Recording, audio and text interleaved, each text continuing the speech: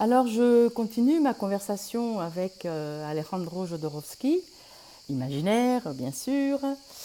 Il faut accepter le fait que l'endroit le plus sacré pour la naissance du Christ, c'est le bassin, le vagin de Marie. Sinon, l'évangile ne vaut rien, dit-il. Le sexe n'est pas l'endroit de l'impureté.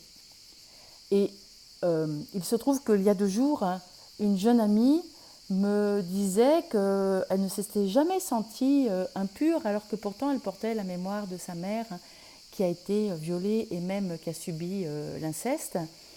Et elle me racontait assez spontanément qu'avant la naissance de sa première fille, sa sexualité était difficile, douloureuse, et que la naissance avait comme nettoyé.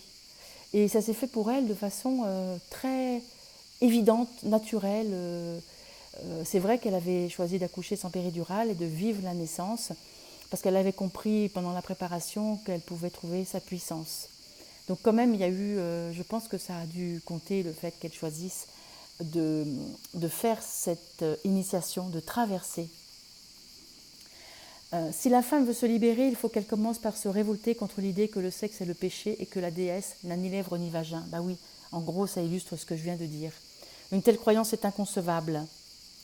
Nous méritons de déifier une femme qui a eu un enfant comme toutes les autres femmes. Autrement, cela voudrait dire que nous déifions le contraire de ce qu'est la race humaine, et cela est néfaste.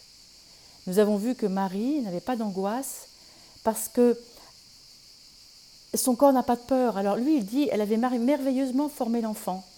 Ça ne me parle pas plus que ça, mais en tout cas, elle était dans la confiance de son être, de ses cellules, de son corps. Donc forcément, l'enfant, dans ce corps sain, dans ce bas sain, S-A-I-N, il a de fortes chances de se construire tout à fait sainement. Et sans esprit de possession, dit-il, et c'est vraiment important pour moi, elle l'avait engendré pour lui-même et pour le monde. Nous avons également vu que l'enfant coopère avec une grande sagesse. Une naissance se déroule sans problème si l'enfant coopère, et il est évident qu'il ne coopérera pas s'il est spirituellement mal formé, si il y a plein de névroses, plein de peurs, plein de difficultés. Alors moi je rajoute ça parce qu'il parle toujours de mal formé par la mère, et ça m'agace de plus en plus parce que l'enfant est porté par la mère, mais il a un père, et les mémoires du père et les névroses du père, il est aussi affecté. Donc c'est important que le couple se libère. Alors bien sûr, surtout pas d'accusation, nous faisons tous ce que nous pouvons, le mieux que nous pouvons. Mais en tout cas, faisons ce mieux.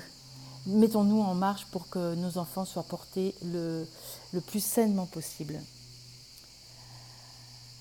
Alors, il dénonce aussi que, toujours cette psychanalyste affirme que notre première réaction consiste à nous agripper à notre mère comme des singes. L'enfant a le grasping, hein, il attrape quand on le sollicite à la naissance, c'est instinctif, mais effectivement, si il est posé sur le ventre de sa maman, il va naturellement ramper jusqu'à trouver son sein sans avoir besoin d'être sollicité, d'être touché. Donc, il est en reptation, il rampe, mais il ne s'agrippe pas.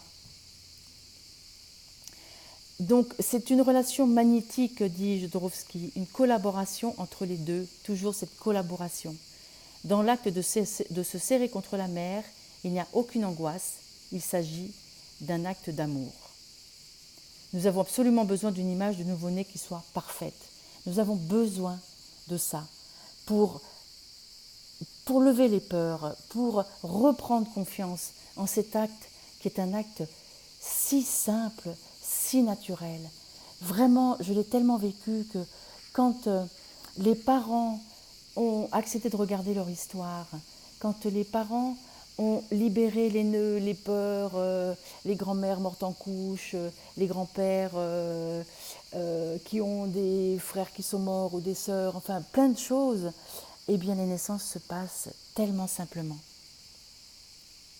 Et à partir du moment où nous disposerons de ce modèle, nous saurons quoi donner, quoi demander et quoi soigner en nous. Je l'expérimente. Il a écrit ce livre en 72, je crois, Et moi, dans les années 90-2000, j'ai expérimenté tout ça. Car la véritable maladie spirituelle commence dans le ventre de la mère, pendant la formation et pendant l'accouchement, si on ne s'occupe pas de soigner cette maladie. Et bien sûr, à travers le père aussi. J'y tiens beaucoup. Voilà, Anne, femme, sage-femme. Suite, je pense, demain.